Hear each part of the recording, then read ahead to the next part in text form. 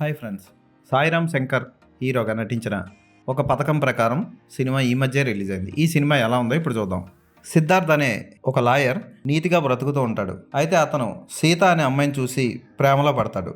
ఒకరోజు భార్యతో కలిసి షాపింగ్కి వెళ్ళిన సిద్ధార్థ్కి భార్య కనపడకుండా పోతుంది. ఆ తర్వాత మత్తుకి బానిసై పబ్లిక్ ప్రాసిక్యూటర్గా తన జాబును కోల్పోతాడు.